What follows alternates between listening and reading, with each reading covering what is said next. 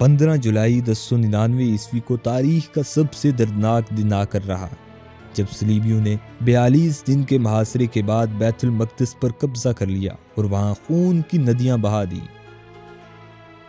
صلیبیوں نے ایسے تعصب کا ثبوت دیا جس کی مثال تاریخ میں کہیں نہیں ملتی۔ شہر کی گلیوں میں مسلمانوں کا قتل عام کیا گیا، مسلمانوں کو اونچے اونچے مکانوں کی چھتوں سے نیچے گرایا گیا اور گھروں سے نکال کر میدانوں میں جانوروں کی طرح گھسیٹا گیا، آگ میں زندہ جلایا گیا۔ صلیبی جنگجو مسلمانوں کو مقتول مسلمانوں کی لاشوں پر لے جا کر قتل کرتے۔ کئی ہفتوں تک قتل عام کا یہ سلسلہ جاری رہا۔ 70,000 سے زائد مسلمان صرف مسجد اقصیٰ کے صحن میں شہید کیے گئے۔ اس ہیبت ناک ہنگامے میں گریہ و زاری اور موت کی چیخ و پکار کے سوا کچھ سنائی نہیں دیتا تھا۔ مسجد کے اندر اور صحن میں مسلمانوں کا بہتا ہوا خون گھوڑوں کی لگاموں تک پہنچ گیا تھا۔ 70,000 سے زائد مسلمانوں کی مظلومانہ شہادت اور قبلہ اول پر کفار کے قبضے سے عالم اسلام میں صف ماتم بچھ گئی۔ شعراء نے اشک انگیز مرثیے کہے، دمشق کے قاضی نے خلیفہ بغداد کے دربار میں اپنی داڑھی نوچ ڈالی اور تمام حاضرین زار و کتار رونے لگے، مگر یہ رونا پیٹنا اب بے فائدہ تھا۔ عالم اسلام کے اکثر حکمران خانہ جنگیوں میں مست تھے، ان میں سے کوئی ایک بھی صلیبیوں سے ٹکرانے کا حوصلہ نہیں رکھتا تھا۔ یہی دن تھے جب کردستان کا ایک گمنام خاندان شام آ کر آباد ہوا۔ اسی خاندان کے ایک شخص کی قسمت میں بیت المقدس کی بازیافت کی سعادت لکھ دی گئی تھی۔ یہ شخص کوئی اور نہیں بلکہ صلاح الدین ایوبی رحمۃ اللہ علیہ تھے۔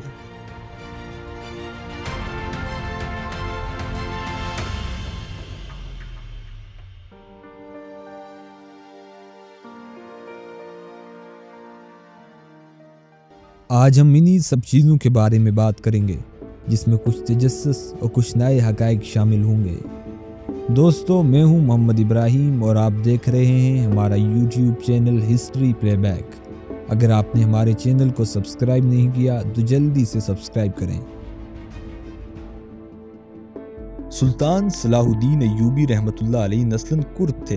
وہ کردستان کے اس حصے میں پیدا ہوئے تھے جو کہ اب عراق میں شامل ہے۔ صلاح الدین ایوبی کے چچا شیر کو نور الدین زنگی رحمۃ اللہ علیہ کی فوج میں شامل تھے۔ نور الدین زنگی رحمۃ اللہ علیہ نے جب مصر کی مدد کے لیے شیر کوہ کی قیادت میں فوج بھیجی تو اس میں صلاح الدین ایوبی رحمۃ اللہ علیہ بھی شامل تھے۔ مصر پر تسلط کے کچھ عرصے بعد جب شیر کوہ نے وفات پائی تو نور الدین زنگی کے نائب کی حیثیت سے صلاح الدین ایوبی نے مصر کی حکومت سنبھالی۔ حکومت سنبھالنے کے بعد صلاح الدین ایوبی رحمۃ اللہ علیہ مصر کے شاہی محل میں داخل ہوئے، جس کے کتنے ہی مالک 3 صدیوں کے انمول خزانے، تخت و تاج اور عیش و عشرت کا بے پناہ سامان چھوڑ کر تہ خاک جا سوئے تھے۔ صلاح الدین ایوبی نے سارے ساز و سامان، اموال اور خزانوں کو وہاں کی عوام اور افواج میں تقسیم کر دیا، اپنی ذات کے لیے 1 درم تک نہ الگ کیا۔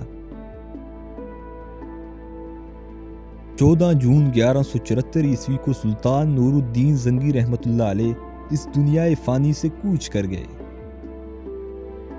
شام کے ساحلوں سے صلیبیوں کو مکمل طور پر بے دخل کرنے کے لیے دن رات ایک کر دینے والا یہ جفاکش سپاہی اپنے خواب کی تعبیر یعنی بیت المقدس کی فتح دیکھنے سے پہلے ہی موت کے سامنے اپنی زندگی کی بازی ہار گیا۔ نور الدین زنگی رحمۃ اللہ علیہ نے اپنے لڑکے ملک الصالح کو اپنا جانشین چھوڑا تھا۔ ملک الصالح ابھی کم عمر تھا، اس لیے وہ سازشی امراء کے ہاتھوں کا کھلونا بن گیا۔ زنگی سلطنت موصل، حلب اور دمشق کے 3 بڑے خود مختار ٹکڑوں میں تقسیم ہو گئی۔ ان کے علاوہ خود مختاری کے دعوے دار چھوٹے چھوٹے قلعے دار بھی کم نہ تھے، جن میں سے ہر ایک خود کو مستقبل کا سلطان تصور کیے ہوئے تھا۔ ان حالات کو دیکھتے ہوئے صلاح الدین ایوبی نے شام کی سیاسی ابتری پر قابو پانے کا تہیہ کر لیا۔ انہیں خطرہ تھا کہ کہ اس کام میں تاخیر کی گئی تو سلطان نور الدین زنگی رحمۃ اللہ علیہ کی 19 سالہ جہادی کاوشوں پر پانی پھر جائے گا، اور حلب کی وہ سلطنت جو بیت المقدس کو آزاد کرانے کی طاقت حاصل کر چکی تھی، خانہ جنگیوں کا شکار ہو کر صلیبیوں کے تازہ دم حملوں کے سیلاب میں خس و خاشاک کی طرح بہہ جائے گی۔ ان حالات کے پیش نظر صلاح الدین ایوبی نے دمشق فتح کر لیا، مصر سے لے کر شام تک ایک عظیم الشان اسلامی سلطنت قائم کی۔ اس سے قبل صلاح الدین ایوبی کی زندگی ایک عام سپاہی سی تھی، مگر حکمران بنتے ہی ان کی طبیعت میں عجیب تبدیلی پیدا ہوئی۔ انہوں نے راحت و آرام سے منہ موڑ لیا اور محنت و مشقت کو خود پر لازم کر لیا۔ ان کے دل میں یہ خیال جم گیا کہ خدا کو ان سے کوئی بڑا کام لینا ہے جس کے ساتھ عیش و آرام کا کوئی جوڑ نہیں۔ ارض مقدس کو صلیبی جنگجوؤں سے پاک کرنا انہوں نے اپنی زندگی کا مقصد بنا لیا۔ مصر پر سلطان صلاح الدین ایوبی سے پہلے 3.25 صدیوں سے فاطمی خاندان کی حکومت چلی آ رہی تھی، اس لیے اس خاندان کی اکثر امراء سلطان سے انتقام کی آگ میں جل رہے تھے، اور شام میں بھی کچھ امراء صلاح الدین ایوبی کے دشمن تھے۔ اس لیے ان لوگوں نے حسن بن صبا کی خفیہ تنظیم باطنیہ کے علاقائی سربراہ شیخ سنان کو بھاری معاوضہ دے کر سلطان صلاح الدین ایوبی کے قتل پر آمادہ کر لیا۔ حسن بن صبا کی اس جماعت نے مٹھی بھر افراد کے ساتھ مسلمانوں کو اتنا نقصان پہنچایا جو بڑی بڑی افواج نہ پہنچا سکی۔ وہ اپنے عقیدت مندوں کو حشیش کے نشے میں دھت کر کے انہیں عیش و آرام کی ایسی دنیا میں لے جاتا جس پر جنت کا گمان ہوتا تھا۔ انہیں یقین دلایا جاتا کہ یہی حقیقی جنت ہے جس میں ہمیشہ قیام کرنے کے لیے انہیں اپنی جان فدا کرنا ہوگی۔ اس وجہ سے اس جماعت کے لوگ فدائی کہلاتے تھے۔ مصنوعی جنت کے دھوکے میں آ جانے والے یہ فدائی ایسے جانباز ہوتے تھے کہ اپنے پیشوا کے حکم پر ہر لمحہ جان نثار کرنے کے لیے تیار رہتے تھے۔ حسن بن صبا کے بعد اس کے جانشینوں کا سلسلہ تقریباً 2 صدیوں تک جاری رہا۔ چنانچہ ان فدائیوں کے ایک گروہ کو سلطان کے خیمے تک رسائی کا موقع مل گیا۔ جو ہی وہ سلطان کے خیمے کے پردے کے پاس پہنچے تو سلطان کے ایک سپاہی نے انہیں دیکھ لیا۔ فدائی اپنے ہدف تک پہنچے بغیر ہی سپاہیوں کے ہاتھوں مارے گئے۔ اس ناکام قاتلانہ حملے کے بعد اعزاز شہر کے محاصرے کے دوران ایک بار پھر فدائیوں نے سلطان پر حملہ کیا۔ سلطان اپنے خیمے میں بیٹھے محاذ کا نظارہ کر رہے تھے کہ اچانک ایک فدائی خنجر لہراتا ہوا ان پر حملہ آور ہوا۔ اس نے تیزی سے سلطان کے سر پر وار کیا۔ خنجر اتنا تیز تھا کہ سر کے اندر اتر سکتا تھا، لیکن سلطان نے ٹوپی کے نیچے لوہے کا خود یعنی ہیلمٹ پہن رکھا تھا، جس کی وجہ سے سلطان کو کوئی نقصان نہیں پہنچا۔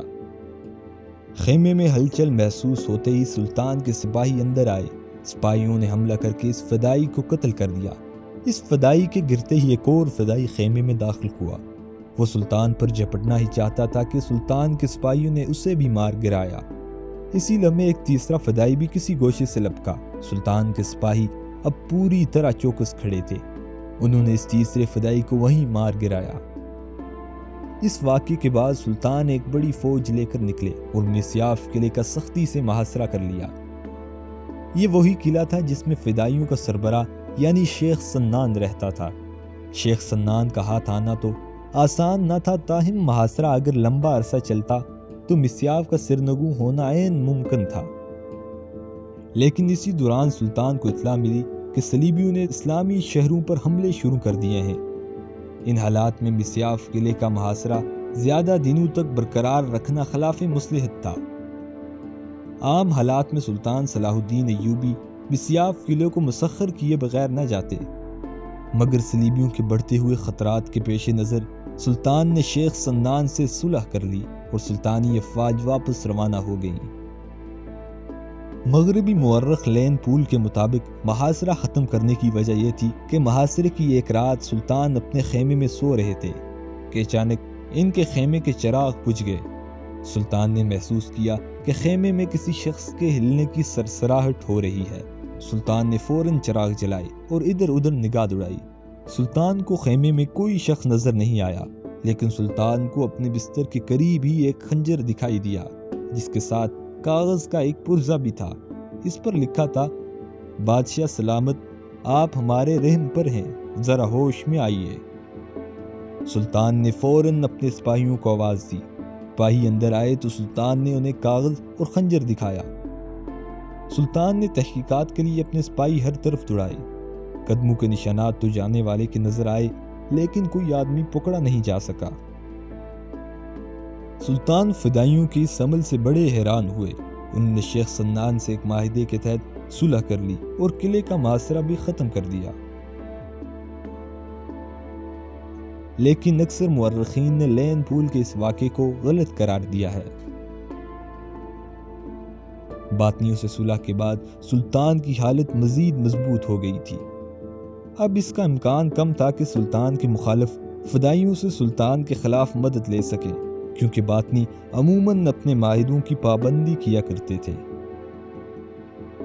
سلطان صلاح الدین ایوبی کسی بھی ریاست کے ساتھ جنگ نہیں چاہتے تھے، اس لیے انہوں نے صلیبیوں کے ساتھ بھی ستمبر 1175 عیسوی میں جنگ مندی کا ایک معاہدہ کیا، لیکن صلیبی اس معاہدے پر عمل درآمد نہیں کرتے تھے۔ چنانچہ 1177 میں سلطان ایک بڑی فوج لے کر فلسطین کی جانب نکلے۔ سلطان کی یہ فوج قلعے پر قلعہ اور شہر پر شہر فتح کرتی چلی گئی۔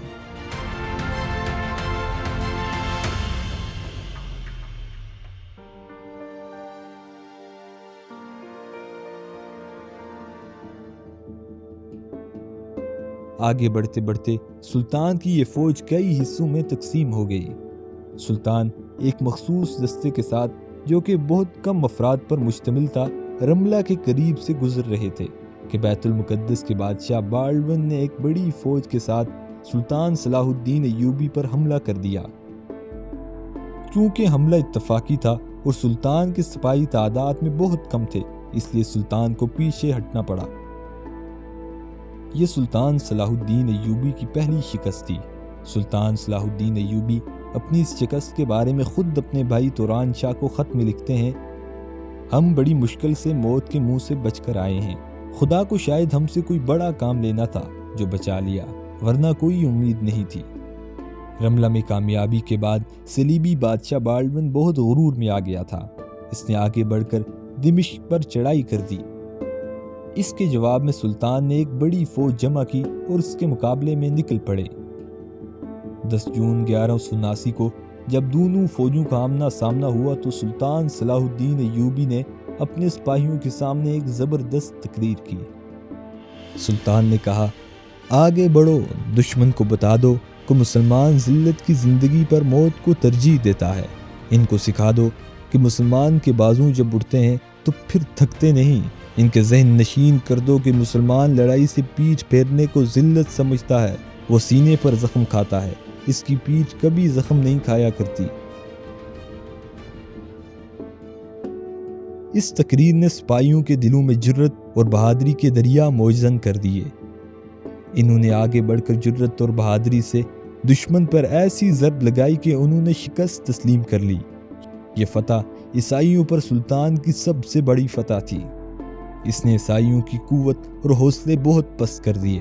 انہوں نے سلطان سے صلح کی درخواست کی۔ سلطان صلاح الدین ایوبی دشمن پر طاقت کا مظاہرہ تو کر چکے تھے، اب انہیں سلطان نے اپنی رحم دلی اور فیاضی کا نظارہ بھی دکھایا۔ وہ صلح کی درخواست قبول کر لی۔ سلطان نے دشمن سے دب کر نہیں بلکہ ان پر غالب آ کر معاہدہ کیا تھا۔ وہ اس معاہدے کے پابند رہے، مگر عیسائی حسب عادت عہد شکنی اور بے وفائی پر اتر آئے۔ سلطان نے عیسائیوں پر اس عہد شکنی کے بدلے ایسی ضرب لگائی کہ ان کے ہوش ٹھکانے آ گئے۔ صلیبی حکمرانوں میں سے ایک رینالڈ سب سے زیادہ فتنہ پرست اور اسلام کا دشمن تھا۔ آنے جانے والے قافلوں کو لوٹنا اس کا معمول تھا۔ مسلمان تاجر اور حاجی اکثر اس کا نشانہ بن جاتے۔ اس کی گستاخیاں اس حد تک بڑھ گئی تھی کہ وہ برملا حضور اکرم صلی اللہ علیہ وسلم کے روزہ مبارک کو نعوذ باللہ تباہ کرنے کی ناپاک خواہش ظاہر کرتا تھا۔ اس ناپاک مقصد کے لیے اس نے بحری جہاز بھی روانہ کر دیے، لیکن سلطان کے جہازوں نے ان کا تعاقب کر کے ان کے ان ناپاک منصوبوں سمیت انہیں سمندر میں غرق کر دیا۔ اس واقعے کے تھوڑے دنوں بعد اس نے مصر سے شام جانے والے ایک اور قافلے کو لوٹا۔ اس قافلے میں سلطان صلاح الدین ایوبی کی بہن بھی تھی، مگر سلطان کی بہن بسلامت اپنے بھائی تک پہنچ گئی۔ سلطان نے اس موقع پر قسم کھائی کہ اس گستاخ کو اپنے ہاتھوں سے قتل کریں گے۔ خدا کی شان کہ اسی سال سلطان کی یہ قسم پوری ہو گئی، لیکن کیسے؟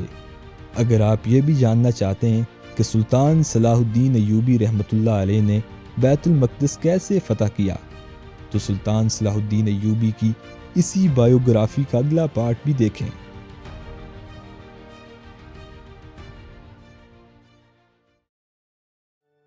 تو دوستو، اگر آپ کو یہ ہماری آج کی ویڈیو پسند آئی ہو تو لائک کریں، چینل کو سبسکرائب کریں اور کامنٹ سیکشن میں اپنی رائے کا ضرور اظہار کریں۔